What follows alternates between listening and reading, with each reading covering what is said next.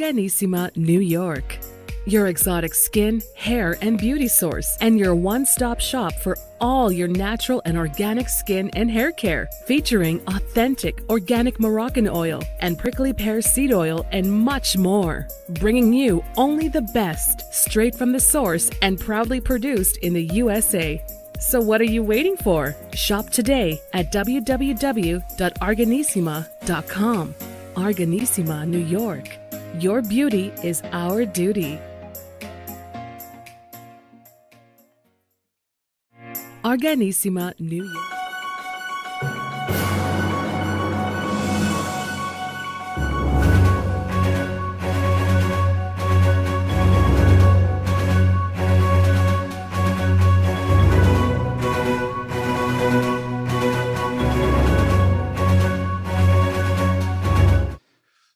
Well, welcome back to the iHealth channel, iHealth Radio, Hurricane H here, new show, new day, new topic.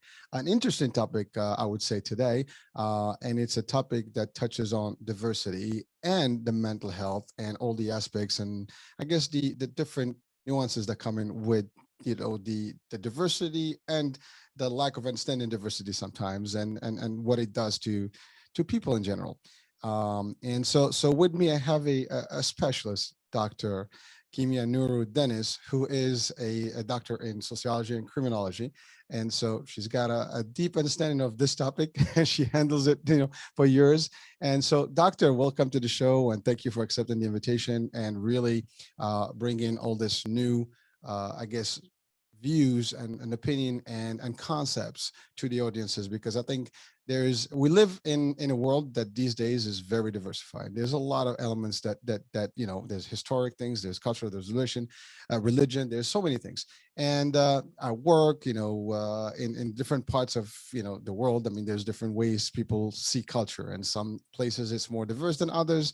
We just had a discussion. You're in Baltimore. I'm in the New York area, so we see a lot of diversity in at a degree, but there are different parts that may not see the same. And but even within a diverse culture, you still have problems and things like that, and there's an impact on the mental state of people.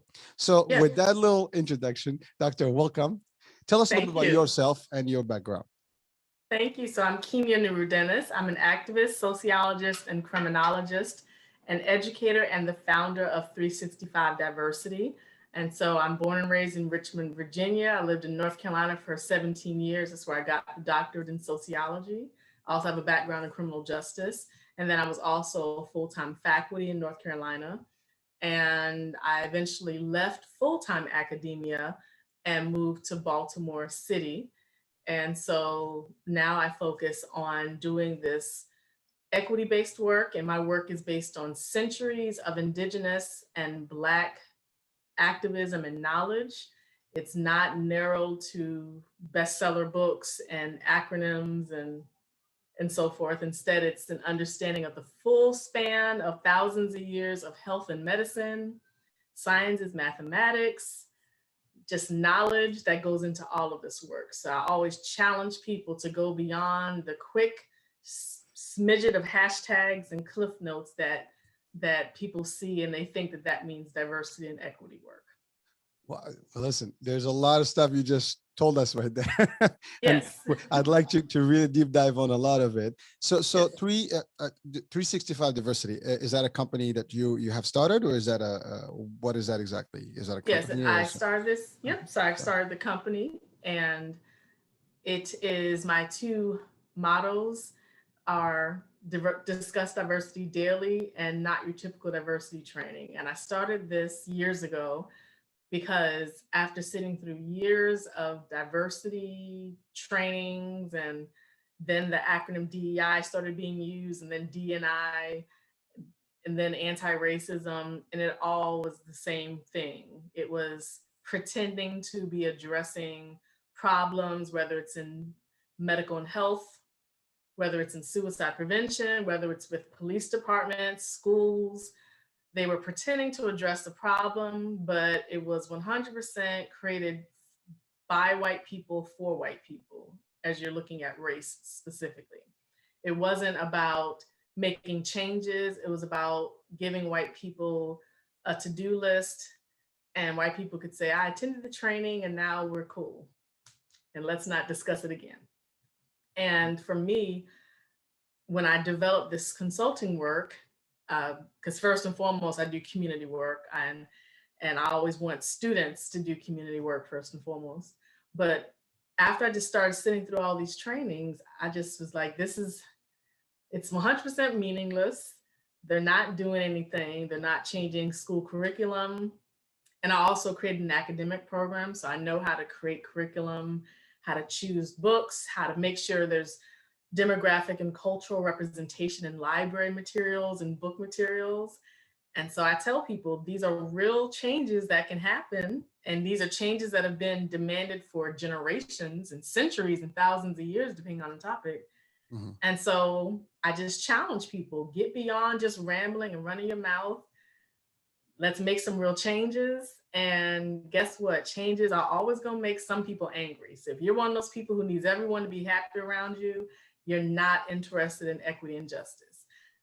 So that's just the foundation of my business, is based in this work that people have been doing long before me, and I'm just adding to it and doing my part in my lifetime.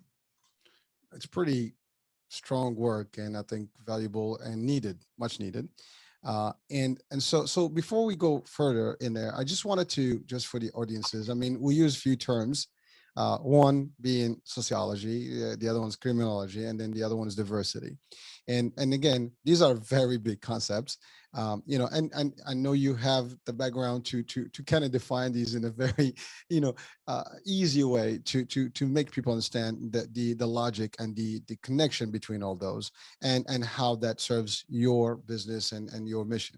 So sociology, I'm assuming, is the discussion or the study of the society and the intricate stuff that happens in society.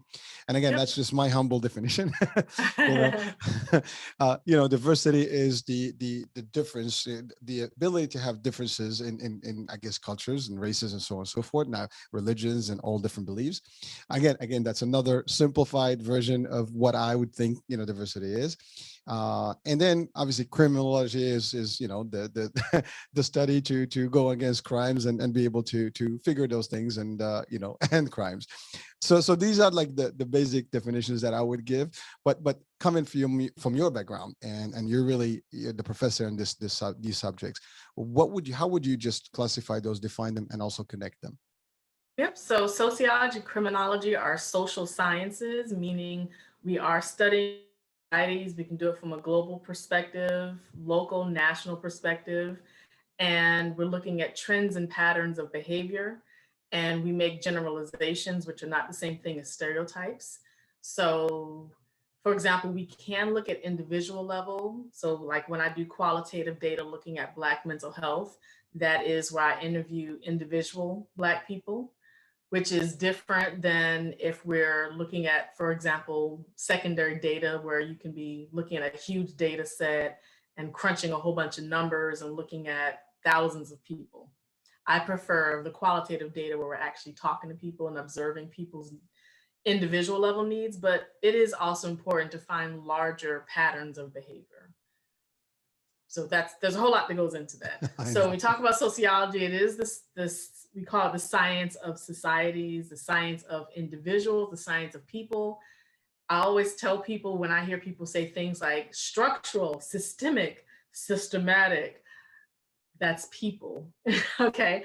Uh, it's important to highlight how these are people, because so often when we're talking about racism in particular, people have gotten accustomed to using these abstract terms that sound almost like they're colorblind, like this systemic racism. And I'm like, okay, so let's go ahead and get detailed. White people created racial categorizations a little bit over 500 years ago. And the purpose of that was to throw tens of thousands of years of billions of identities and people into these narrow categorizations. It wasn't based on scientific data so much as it was based on physical identifiability and lumping people together for the purpose of ownership as well. That's part of slavery, Christian missionaries, colonialism. That still is happening 529 years later.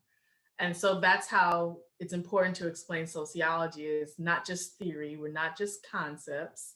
Mhm. We are also looking at observable information about people. So we include teachers, researchers, activists, people who work on policies. There's some sociologists who are also politicians. We literally are everywhere because you have to know the world as much as possible in order to say you're impacting the world as much as possible.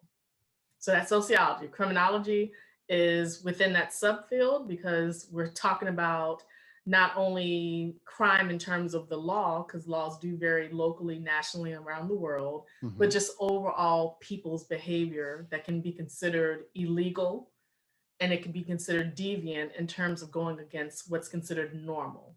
And normal is very subjective because it varies over time and it varies by cultures and it varies around the world. It can include language, it can include style of dress, how you do your hair. He can get you labeled and ostracized as potential criminal in some environments. And I do have a background in criminal justice, and criminal justice is includes theory and concepts, but it's also that practical application. So when I got my master's in criminal justice, I was in classrooms with police officers, attorneys. One of our professors worked for, was it ABC, the alcohol, tobacco, all Mhm. those people who, ATF, yes. And Yeah. so he used to have the firearms on his um, waist when he taught the courses. So it's more that practical application where you learn about jurisprudence and everything. And so that's sociology, criminology, criminal justice. And diversity is not the same as inclusion and equity. So a lot of times people will say this is a diverse space, but then I always say, well, whose voices are the voices that are allowed and heard? In other words, you can't tell Black people, for example, we want you here, but then it's just tokenism. So we're there. Like people always want me there because they're like, oh, we've got a Black woman criminologist. Yeah. Then when I speak, they're like, you're just supposed to be here, smile for this photo. That's not diversity, that's tokenism. Okay. And it's not inclusion and equity because you're just throwing people in there and the policies and practices and outcomes are still abusive, they're harmful. And that's how it is in nearly every school, nearly every medical health facility, politicians, and all of that, definitely police departments around the world. So that's the difference between diversity, inclusion, equity, and justice. And this is beyond dictionary definitions as well. Well, I mean, but I think it's very comprehensive because to your point, I mean, equity is the ability to, I guess, to give everybody the same and not just the same, quantity is really the same value based on what they're, I guess, value themselves, right? What they bring in. So if you're qualified, you qualify. It doesn't matter what position, you should have that position, not because of who you are, but because you're qualifiers, right? Something like that. Does that make more sense that way? Yeah, but that's not how humans have operated for tens of thousands of years, unfortunately. So humans have really, and this is around the world, have never been able to exist without creating not just categories, but also rankings of the categories. It could be something as simple as different eye colors, different head shapes. When in sociology, criminology, criminal justice, we talk about some of the older and very outdated theories and ideas regarding criminal behavior and punishment that included things like if people look like primates and apes, there were researchers who would say if you have a primate shaped face or look at your skull, those kinds of false ideas of how crime can be generated. And so I always tell people to be careful if we're talking about tax paying and voting, be careful what you are supporting. Because if it's any way related to this falsehood that only certain people are intelligent, only certain people should be decision makers and all that, that's going to thousands of years of inequities that were actually the foundation of European white sciences that are the foundation of the sciences taught in most K through 12 and most colleges and universities around the world. There's still people being taught that that's classical theory or classical science. And they might say it's no longer good theory or good science, but the problem is that that's still the foundation that people are being taught. as though European white people, and especially European white men, are the creators of knowledge. And again, we have tens of thousands of years of knowledges all around the world, including on the huge continent of Africa. And so when we're talking sociologically, sociology is guilty of that as well.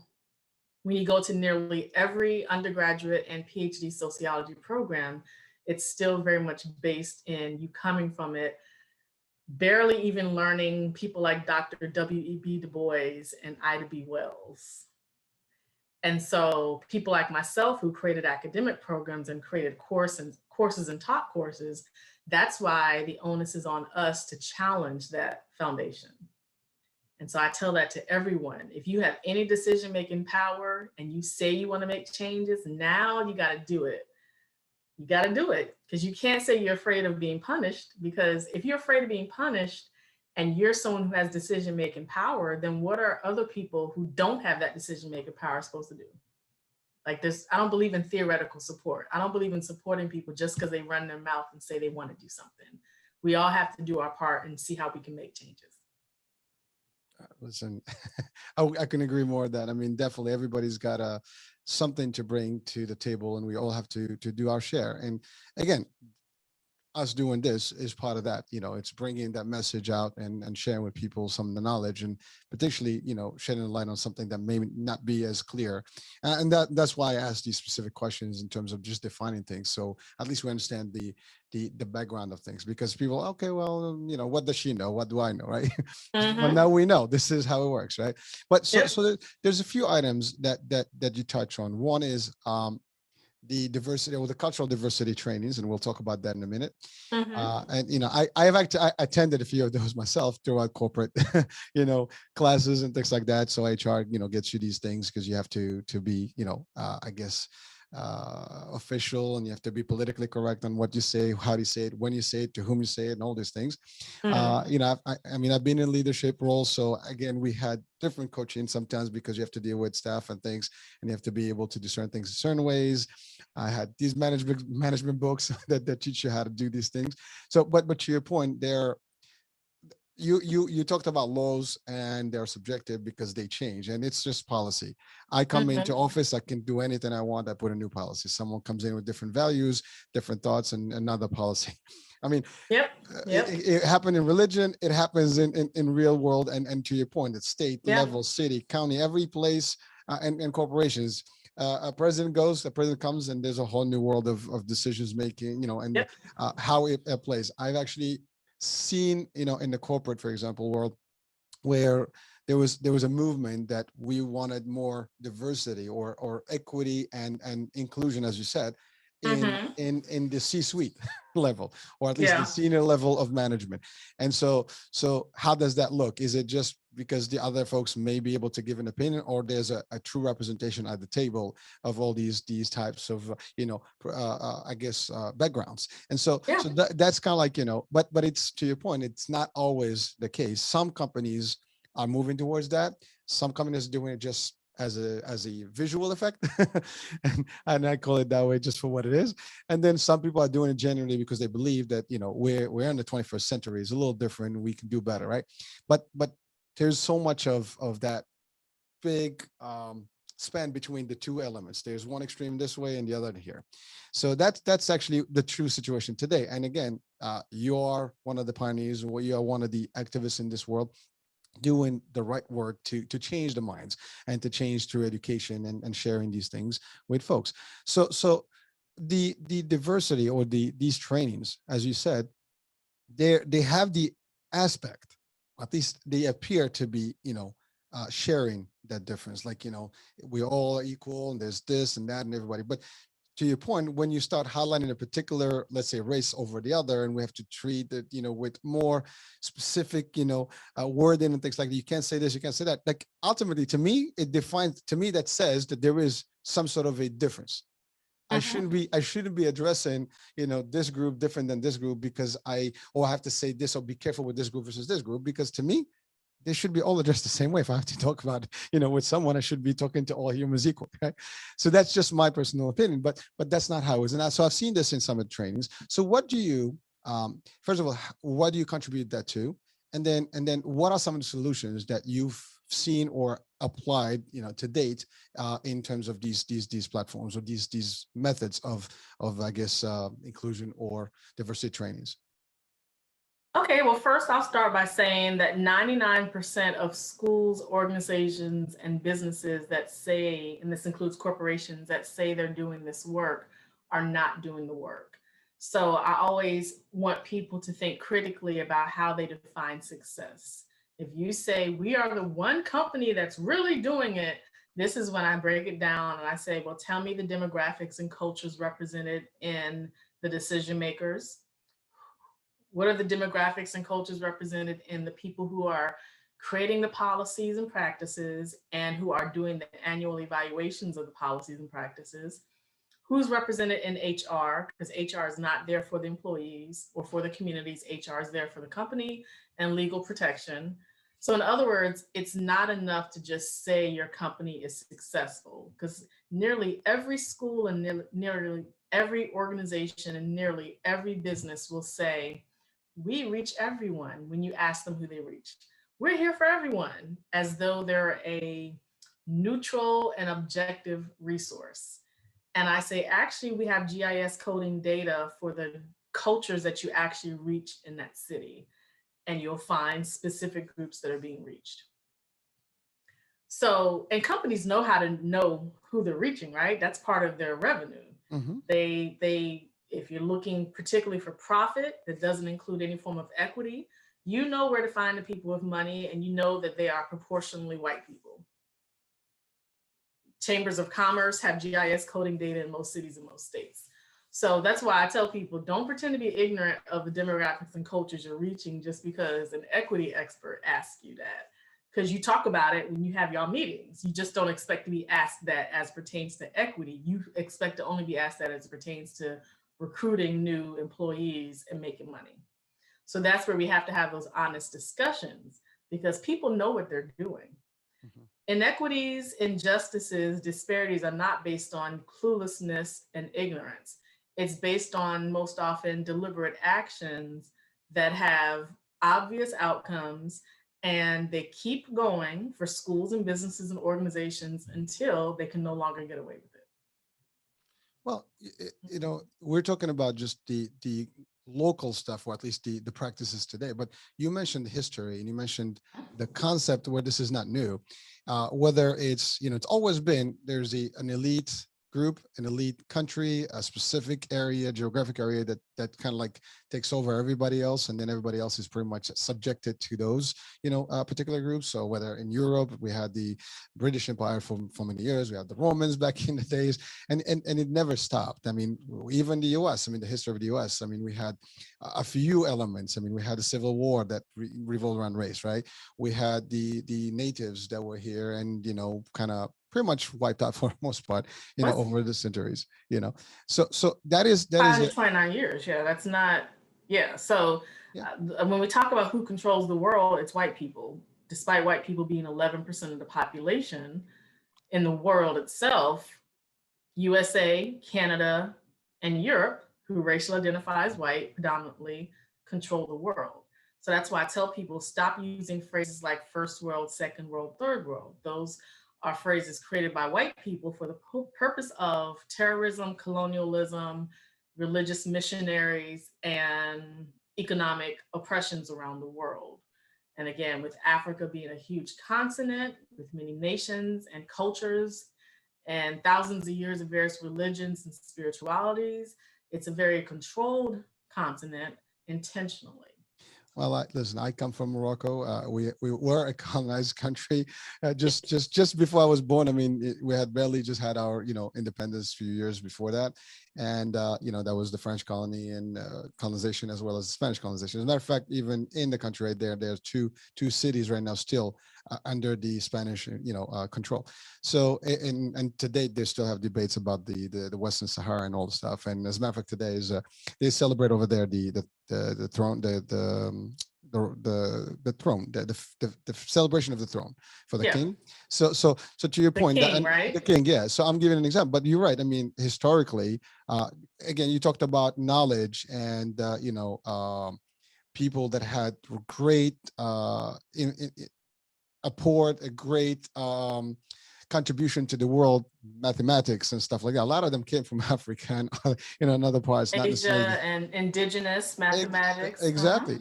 I mean, like, it's a funny thing, but like, there's a debate about where was the oldest university, and believe it or not, I mean, at least historically speaking, that to date, it is an actual in Fez, Morocco, and it was created by a woman, but that's a knowledge that pretty much not being taught anywhere.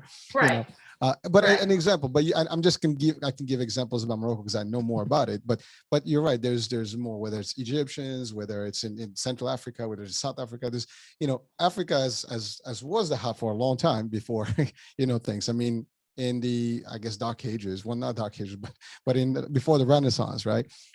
Europe was really not in a good shape, and a lot of knowledge came from the Middle East at that time and North Africa, and that's just how we went. I mean, the Moorish or the Islamic culture at the time has contributed to some of that knowledge, but it's been crazy. But you talked also about racism, and I know we talked about white versus black, but really it's white versus everybody, or any color, or any type of I guess person, right? The word racism itself is I think there's a bigger definition to that, and I'm not sure if there's a specific definition in the sociology that you have pretty much been able to present, as we all know what it is, but what is the actual definition? Most people don't know. Most people do not know what racism is. So please go and give us that juice. Yeah. So most people use dictionary definition of racism, and again, that's when we talk about white categories. 500 years ago, white people created racism. White people created white power.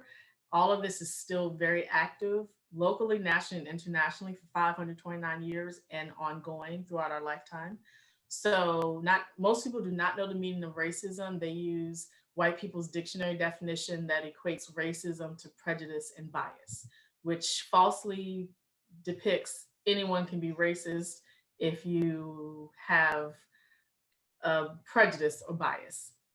And so instead, I am among centuries of Black sociologists who go based on power dynamics. And we're talking about white power, because when we're talking about white people being the racial power majority, and this is white people of every ethnicity, every nation of origin, every religion, every spirituality, and every identity in addition to whiteness. White people created this, therefore white people are the top of that hierarchy as it pertains to race and racism. And so when we're talking about tensions between Black people and brown people, so tensions within indigenous and Black people, so we talk about the origins of Black people being on the Western Hemisphere before transatlantic slavery and through transatlantic slavery. We also talk about how people such as myself have indigenous people in our extended family throughout this time. So there's also tensions between Black and brown people, like tensions between Black communities and Asian communities because of intentional city design. And that also ties into USA military. And it's a whole lot that goes into all of this.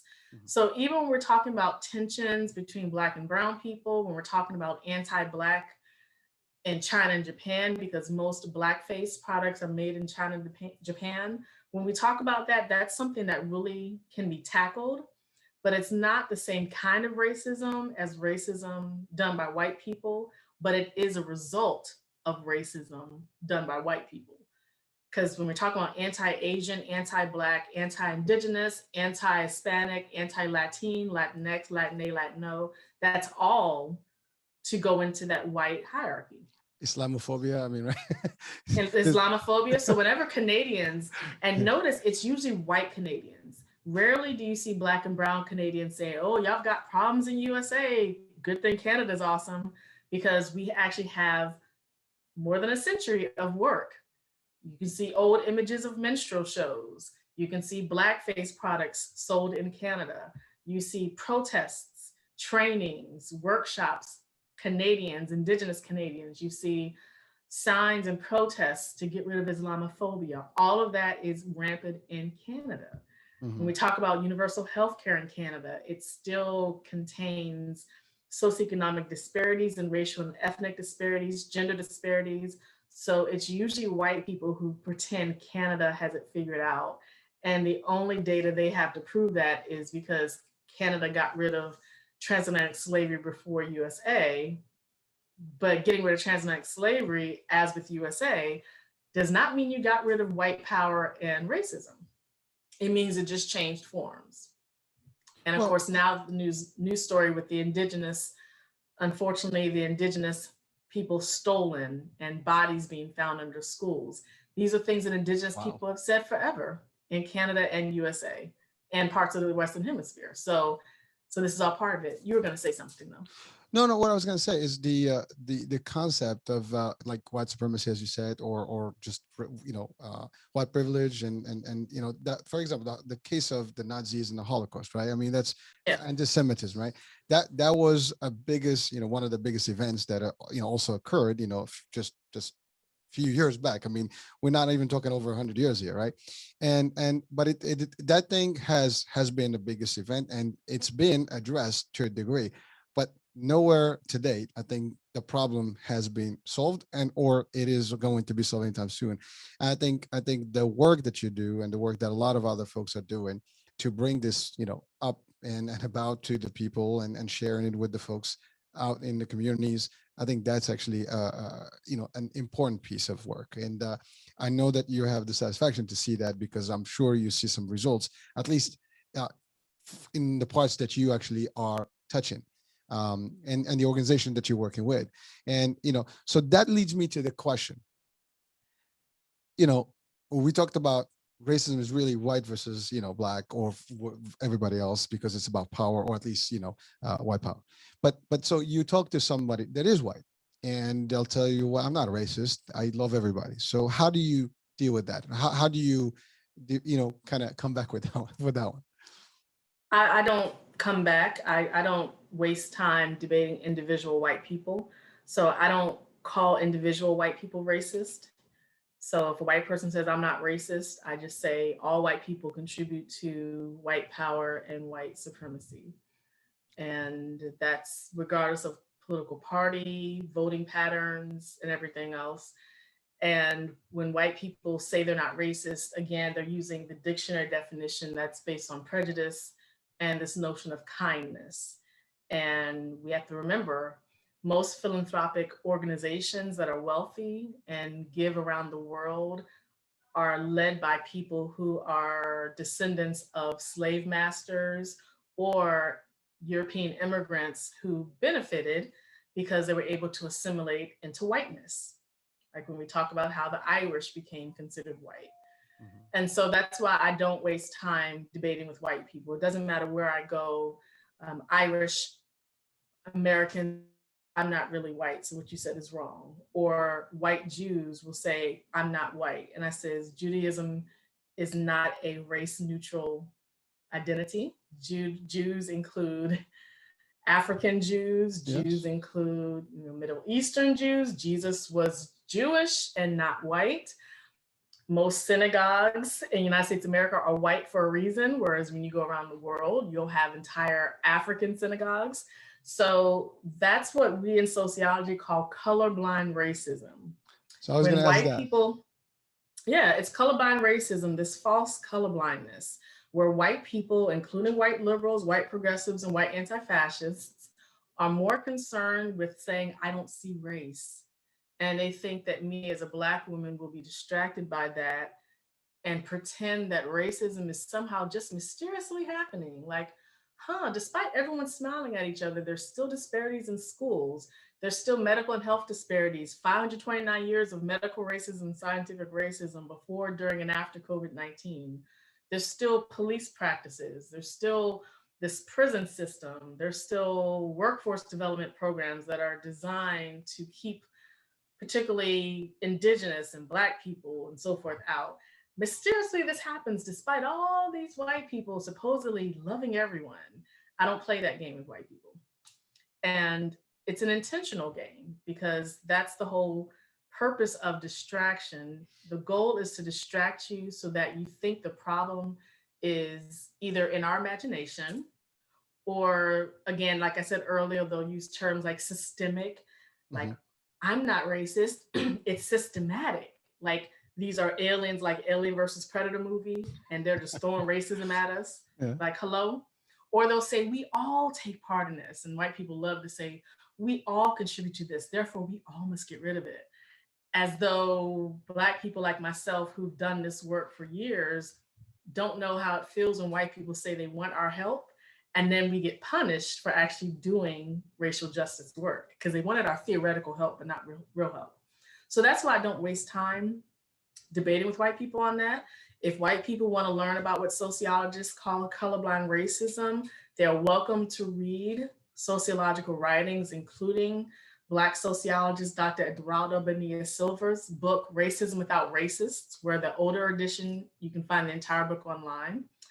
And so I just tell people, don't waste time with those individual level debates because you'll get nowhere and it'll just be an argument and you've just wasted your life.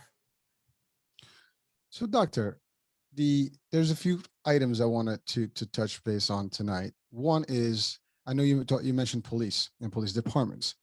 So there is some level of diversity, I guess, that we see in the police force, or the majority of the police forces.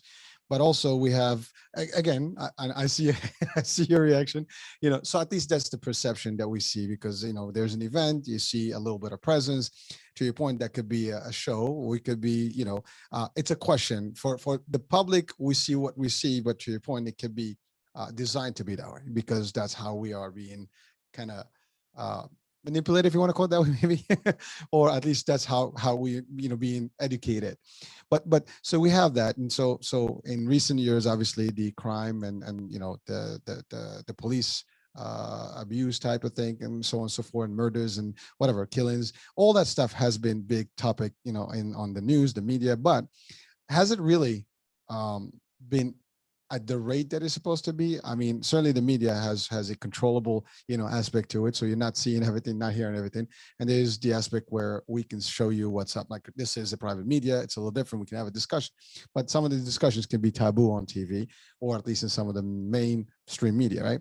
And so police departments have been trying to kind of mitigate some of that. And I've seen it, like in New York City, for example. I see there is the Black police forces, and then I guess associations. Is that even making the dent or showing No. anything? Okay. No. So now that's why I'm shaking my head. No. All right. So I spent 9 years helping police departments do recruitment for Black students, for women students, and LGBTQIA students. So some of my former crime students are police officers.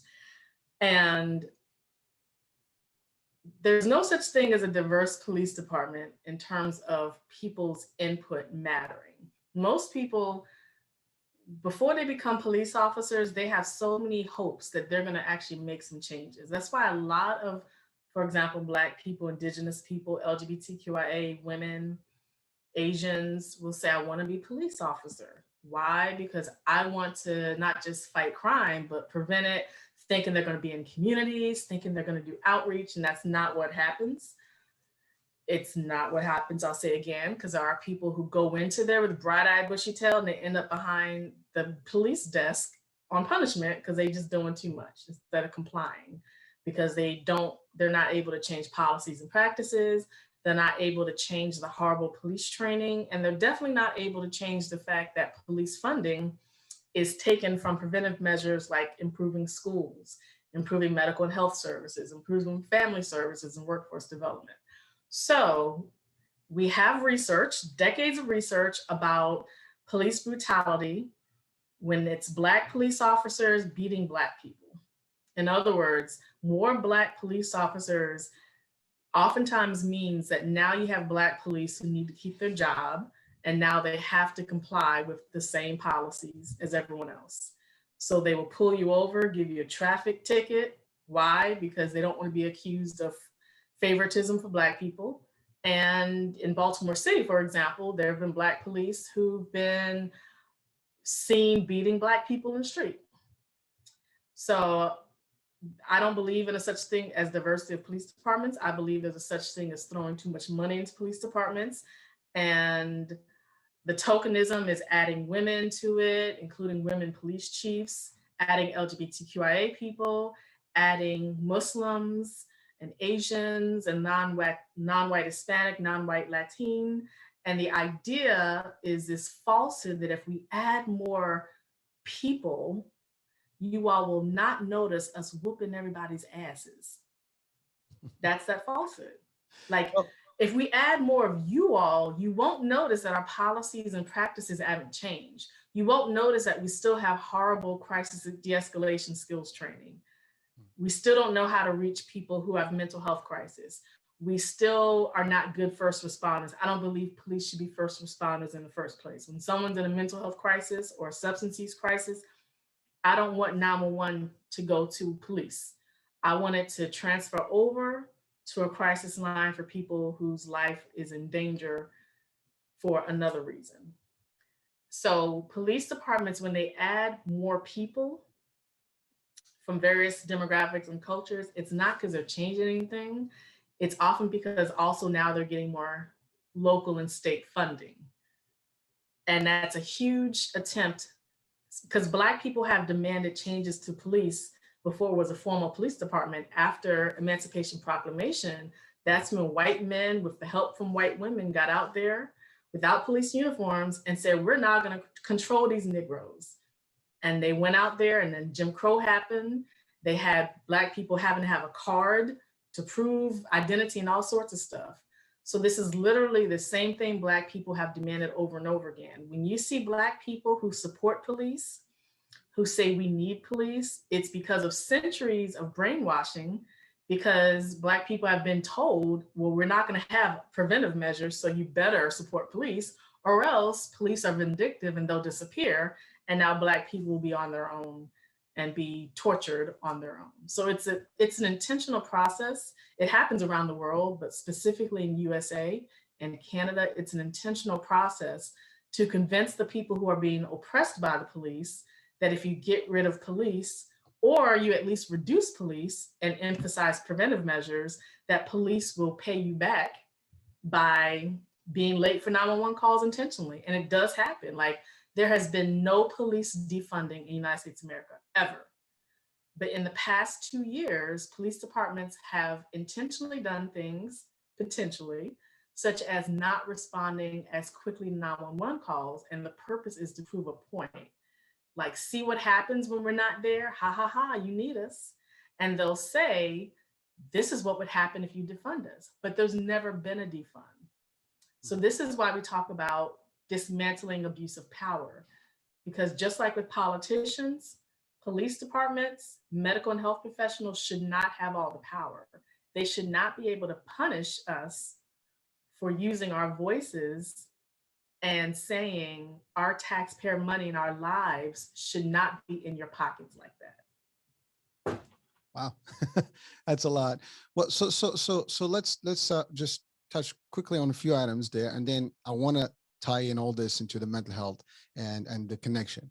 So first thing, just what I understood here, at least what's being discussed, is the fact that what we see is one thing, but what we see is the numbers. What we see is the facade, but really they're not really contributors to the decision. The power is still where it is, So that's really the main content here, or the main thing to absorb from this discussion. The other part, now you mentioned like the example of Black people that's supporting, let's say, the police, and all the stuff, right? Which some people say, police presence is important because it prevents crime, blah, blah, blah. But, that's still subject to discussion, as you mentioned.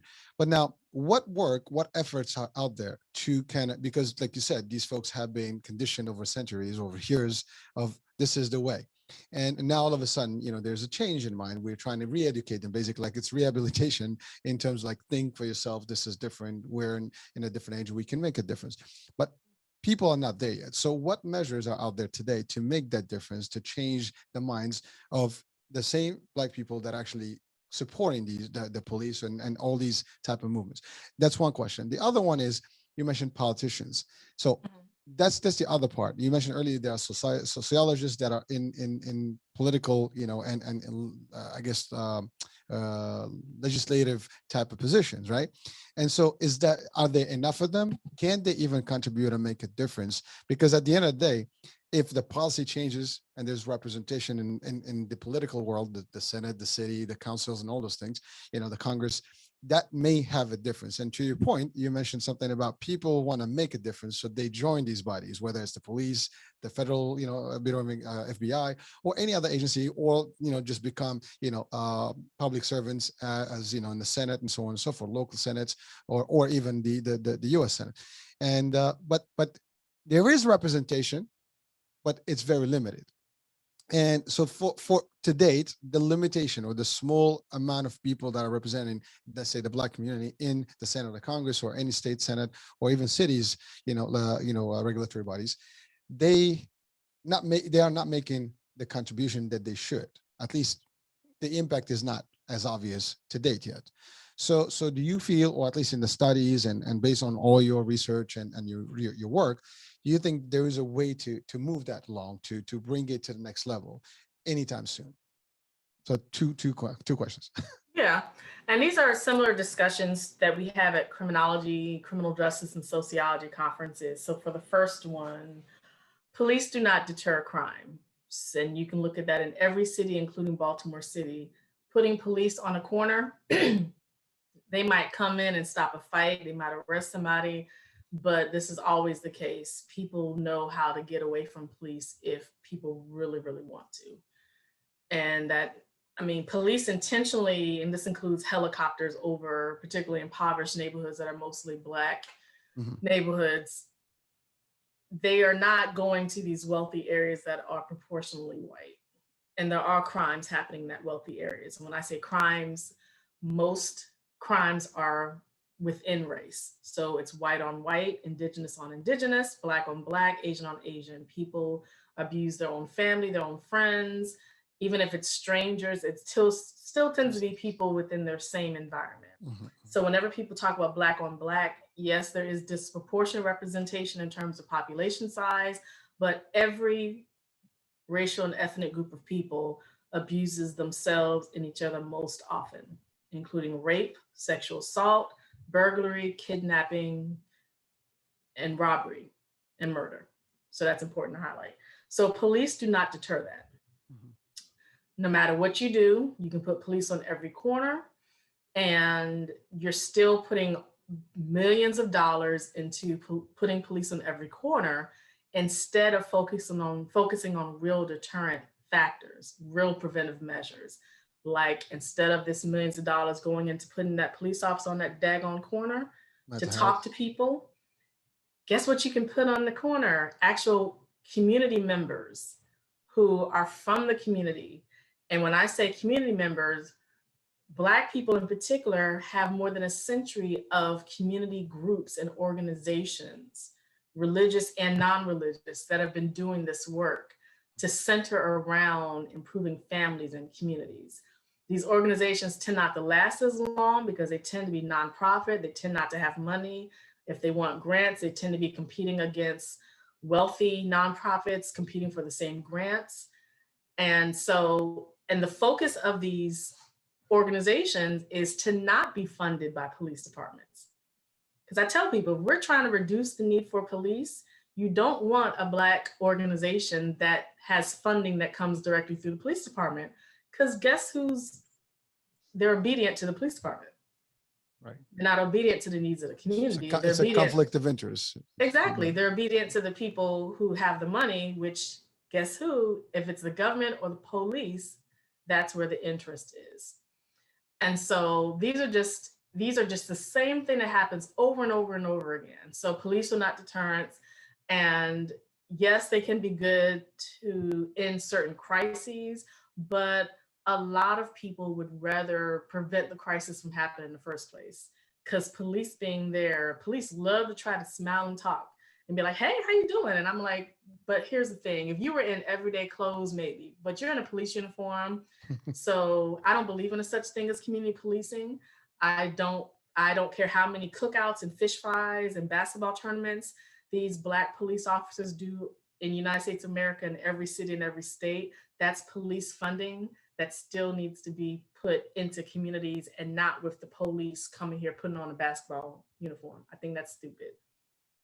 And Black people used to support these efforts. They were like, yeah, we love seeing police here, connecting with us, hugging us. But I was like, at the end of the day, they still got the tasers on their waist. They still got the guns.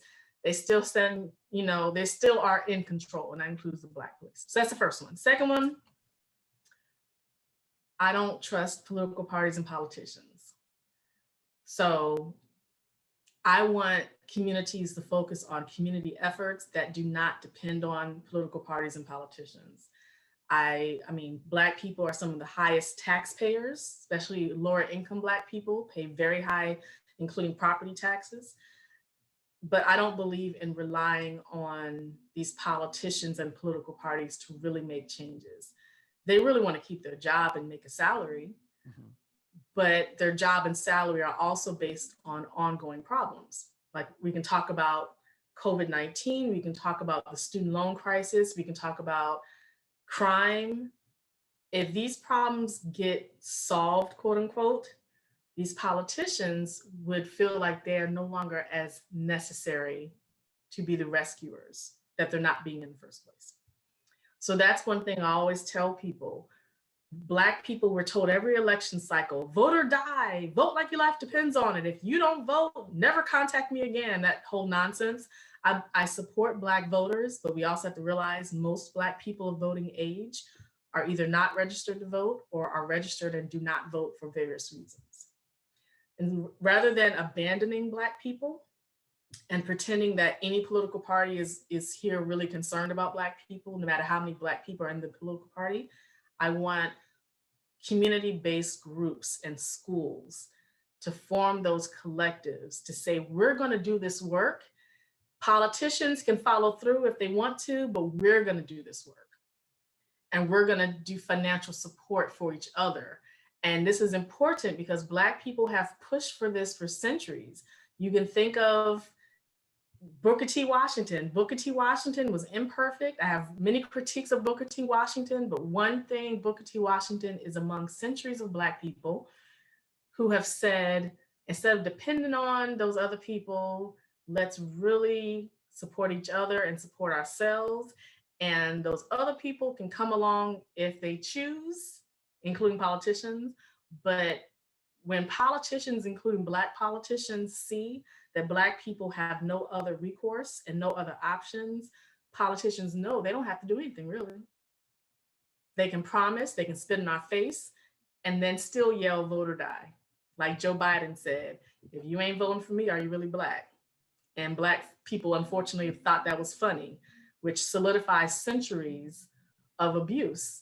Why should politicians change if Black people are going to convince themselves and each other to be entertained by the abuse that politicians give to Black people for centuries?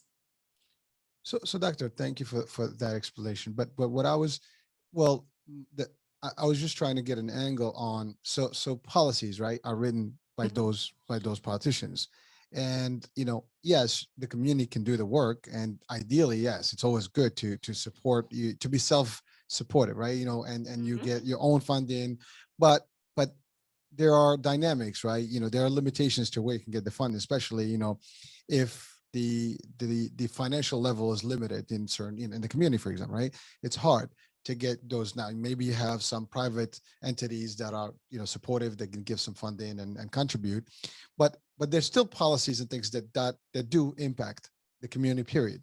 Whether, we're talking about police, but there's other things that may be schools, hospitals, the healthcare system, right? Having the right balance of access. What you mentioned, COVID-19. I mean, all along COVID, we've seen that there are higher, I guess, fatalities and just infections in some communities, the Black community specifically, and other communities that are minorities. And so we have seen those things. But if there were fundings that are available, or there's more infrastructure in those areas, things would be different. Well, at least, I would think that would be the case. But if the community is not represented enough and there's not enough push and the policy is not changing, how would that impact the overall efforts that you are talking about?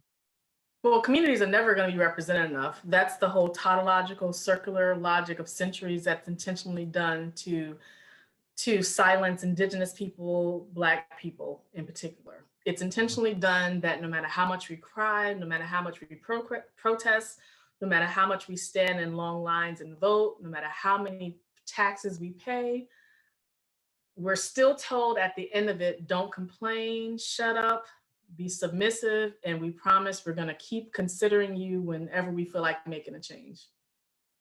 Wow. And that's literally originated from transatlantic slavery.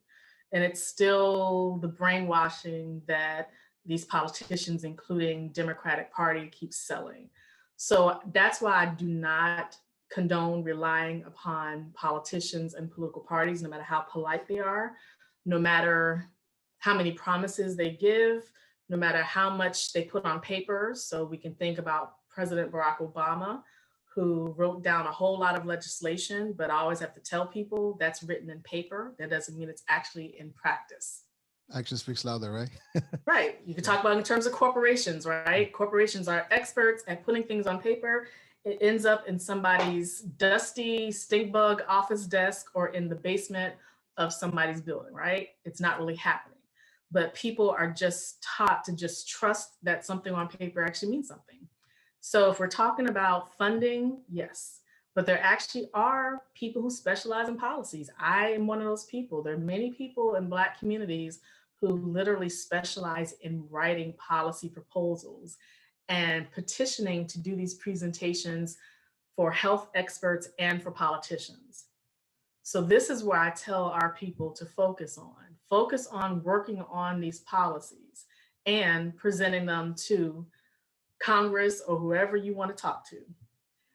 And when you're going in there, yes, their decision does matter, but they also need to know that even if you all don't approve this policy at the state or national level, we're still going to do this work in our communities.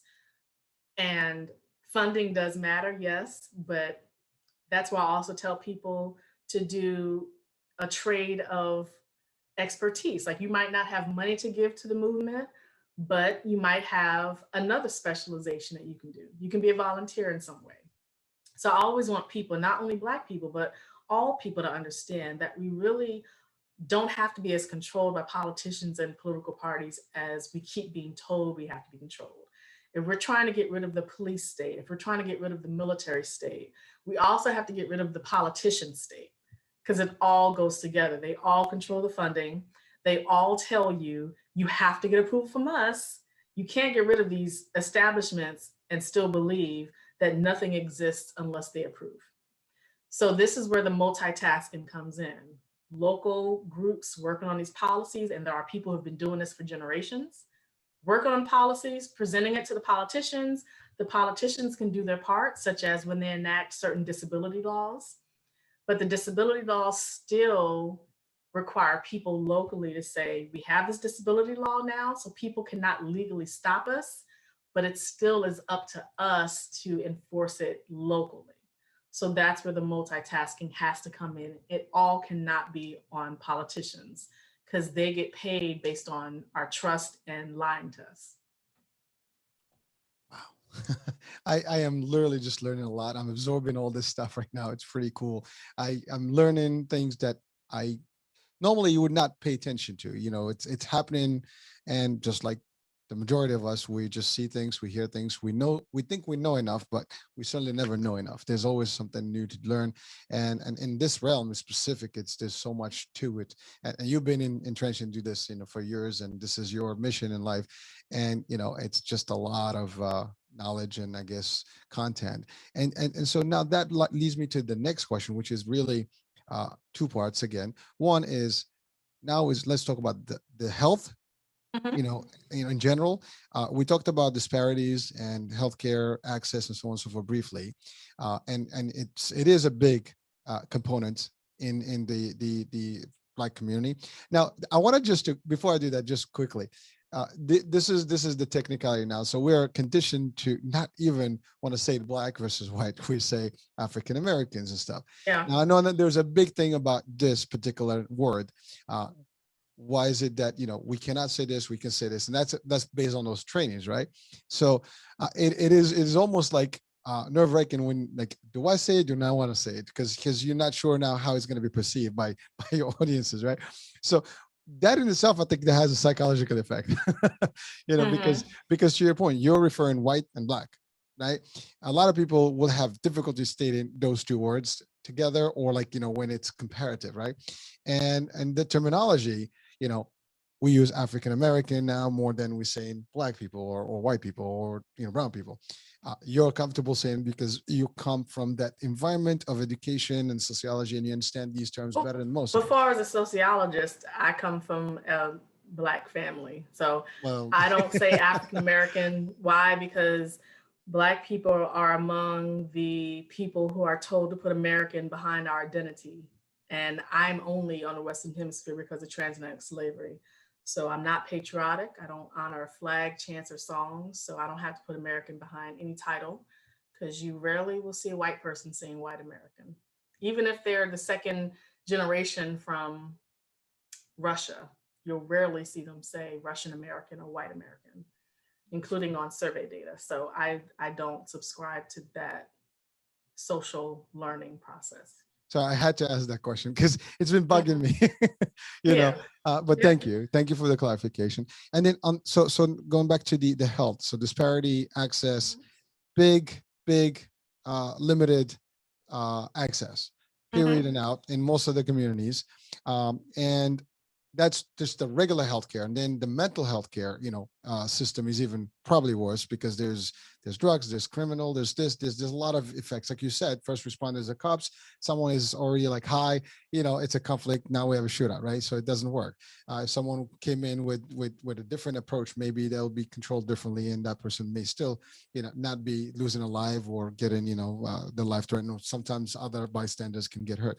So I agree with that concept, because you're right. I mean, a cop is going to come do the job, and then someone's going to react, but they're not in their true state of mind, because they're really not there, and so the reaction is just going to be catastrophic.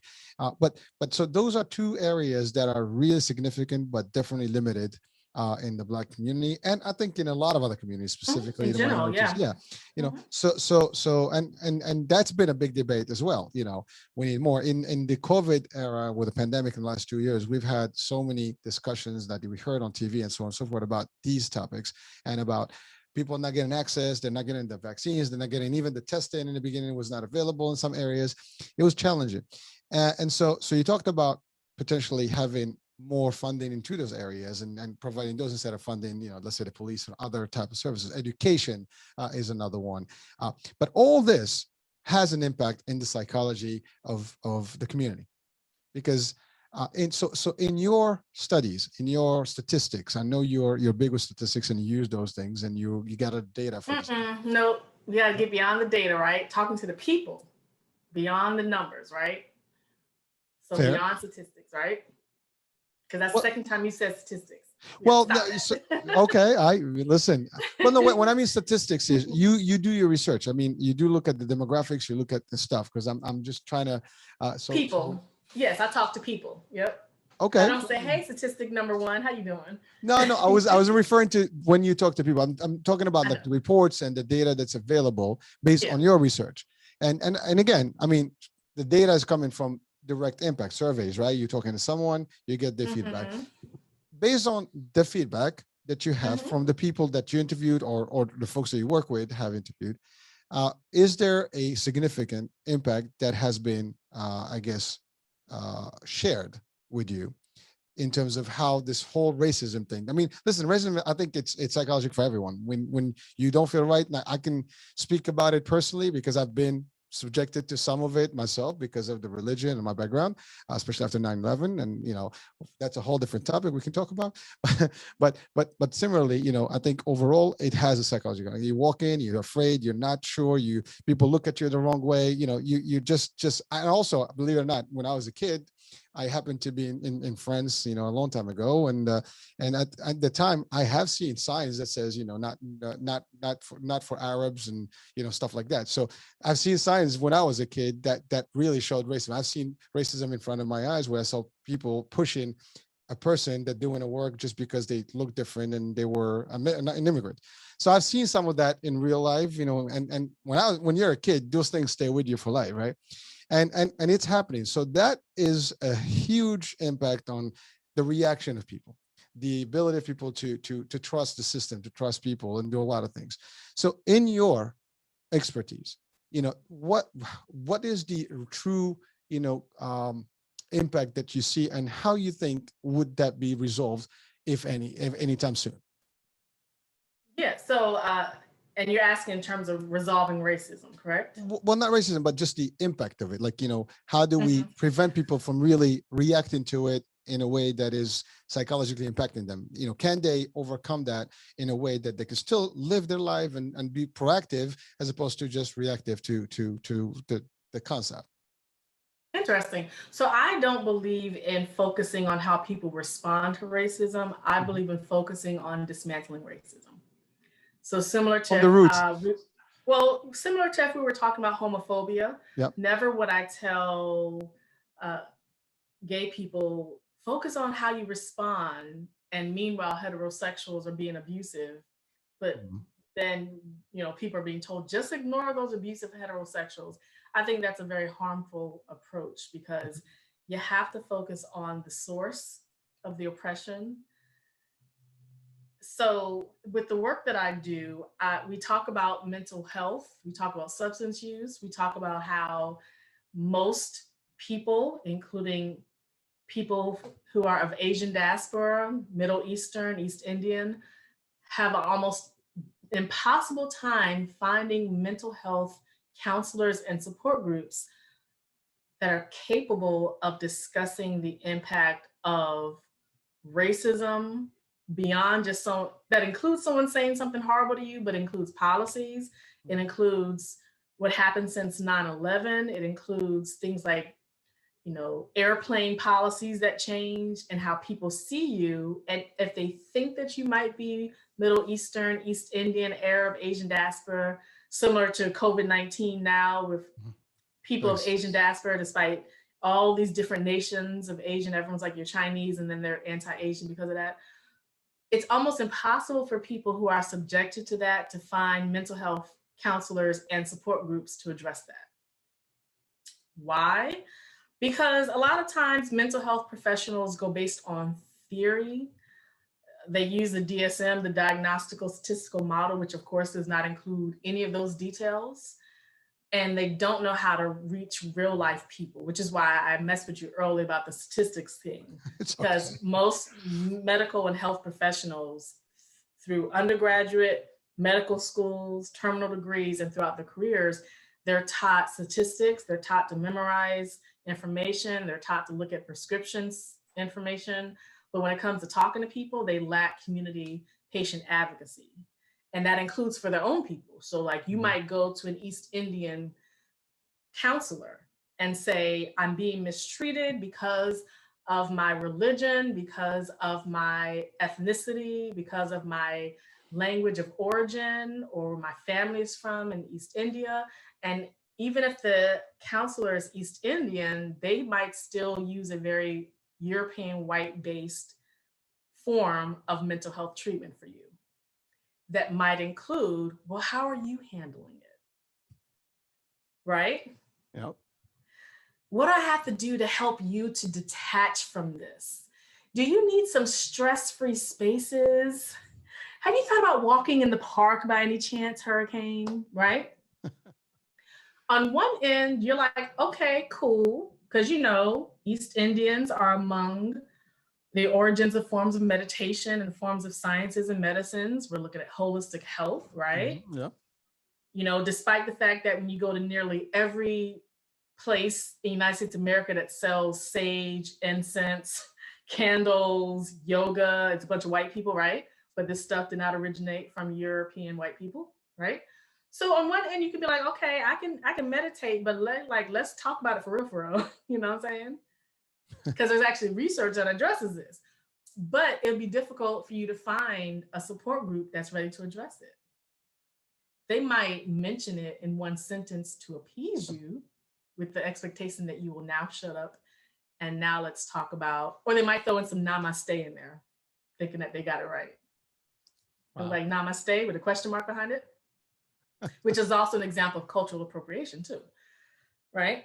Well, yeah, I mean, sometimes you're taught to make some cool phrases that make sense to someone just to kind of feel like you belong there. I mean, I've seen those happen, and yeah, I mean, you're right. It does kind of bring out your eyebrows a little bit. Like, yeah, what's you're up? like, and here's the thing, like we have been taught to just adjust to that because we've been told that there's no other options. So like even most Asian medicine centers in the United States of America and Canada are created and led by, guess what, white people. And I have my eyebrow up now, right? I know. What does it Mine mean too. to go? Yeah, what does it mean to go to Asian medicine places? Excited that you're like, okay, this is now possibly going to include aspects of my culture. So we can say, you're not just going to tell me to get over racism, but you're also going to say, here's some resources to help address that while we also dismantle racism. And you walk in and it's a bunch of white people. There might be some Asians in there, but the Asians, to keep their job, will comply with the white standard. And if you try to challenge the white standard, you will be told you don't understand real mental health work. That's that whole cycle that happens to most Black and brown people. And not just in USA, but much of the world in which medicine and health are considered created by white people despite tens of thousands of years, right? So that's why when you say how we can address racism in terms of the input and output for ourselves, yes, we do want to focus on holistic, and that's HOLISTIC, and holistic meaning WHOL, because this does encompass various aspects of our lives. So for me, the work that I do, I spend a lot of time chilling by myself because I love understanding myself, because you can't lose yourself and be like, I'm helping other people. So that's that self-healing. And as Black women, we do a lot of free labor trying to rescue the world. And meanwhile, we're struggling with health issues. So I also have a disability. So that's important to focus on myself. I also tell people, if we're addressing issues of stress resulting from mistreatment because of your racial and ethnic identity, yes, it's important to meditate, to do some self-healing. If you're one of those people like me, I like to go to mountains. Let's do that. Nice.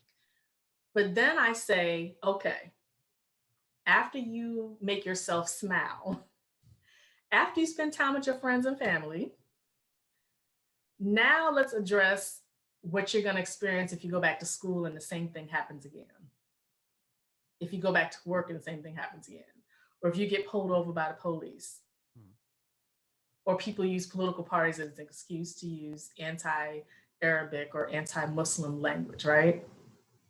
Because you can't always be told, if you get called a slur, meditate. That's extremely condescending and insulting, right? No. But we've been told that for centuries. We've been told that for 529 years with white people, that the onus is on us to ignore white people, including when they stalk us on social media and via email and telephone every day. We're told to ignore white people. Ignore them. You're the bigger person. We've been told that since slavery. East Indians, Asian diaspora have been told that since colonialism, right? And so this is why I say we have to really multitask.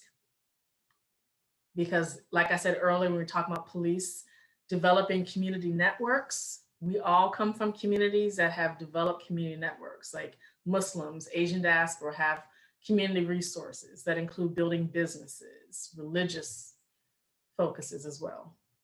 But then the question still comes though, what if we have all of this? And now we need someone to help us to address the problem that's still hovering over us in our life, which includes, of course, business funds. These bank loans are controlled by white people for the most part, right? Yeah, I mean, you can escape those, unfortunately. Well, you that's could. the thing. You could, but that's the thing. Like mortgage loans, bank loans, intentional city planning, all that's mostly controlled by white people. And so that's why I say we can focus on improving ourselves, improving our families and our communities, but we still want to have those discussions about how can we also come together to change who the decision makers are. And that second part about changing who are the decision makers is where there's a lot of tension a lot of times among Black and Brown people. Because again, so many Black and Brown people have been taught since childhood to expect the worst from white people and to just move on. And to not just move on, but to mock and ostracize the people within your own culture who challenge white people. Like it always happens when I do this mental health, suicide work, that I will be in the room with Black people who they will allow white people to verbally attack me. And the Black people only speak up to defend the white people. And if the white people cry, especially defend the white people. Meanwhile, I'm here. So it's like this idea that white people can essentially hang me from a tree, and the Black people in this space are more concerned with hugging the white people while I'm being hanged instead of removing me from the tree, making sure I'm okay, and preventing white people from ever hanging a Black person again.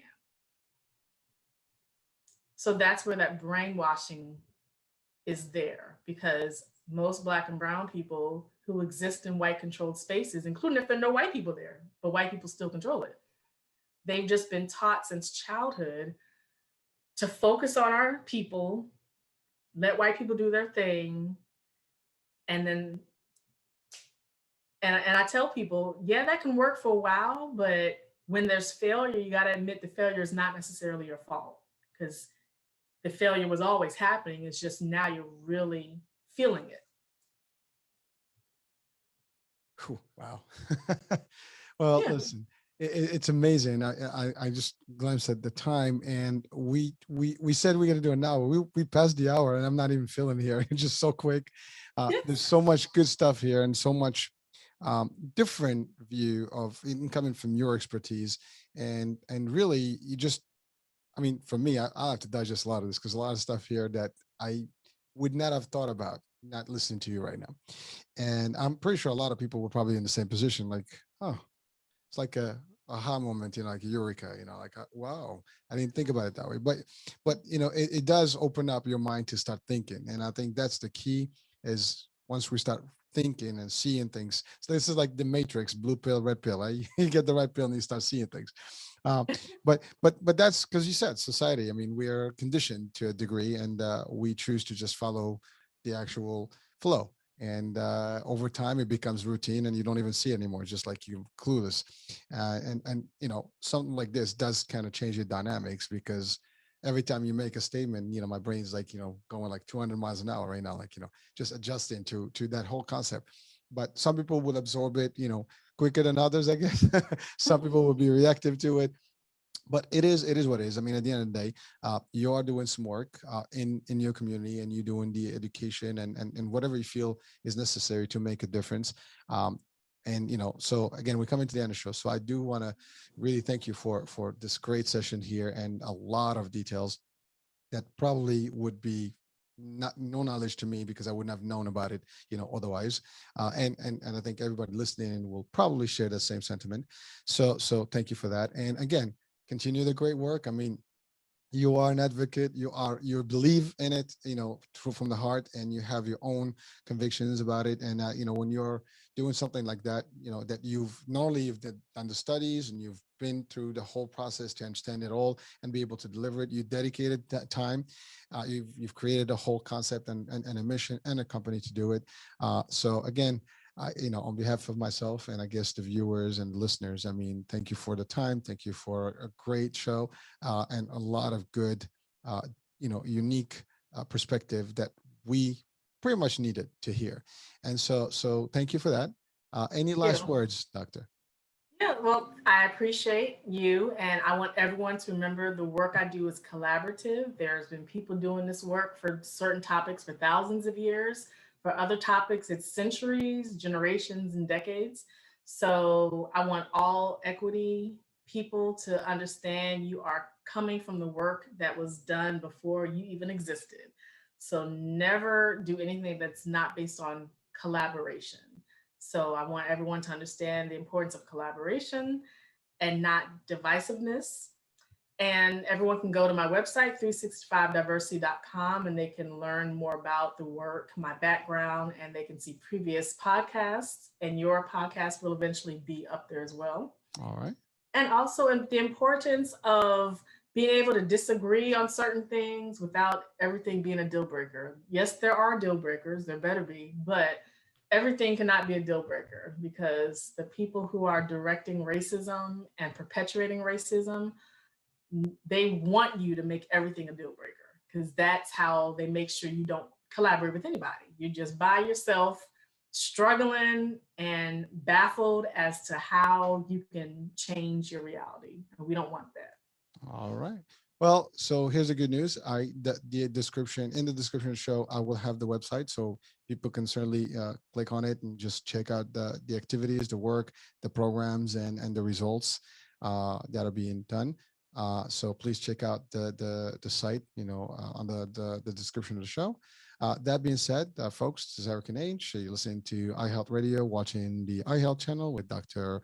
Kimya, Nuru, Dennis. Thank you, doctor, for a great time and for all the information. And for me, ciao, ciao. We'll talk tomorrow. New guest, new show, new topic. Bye now.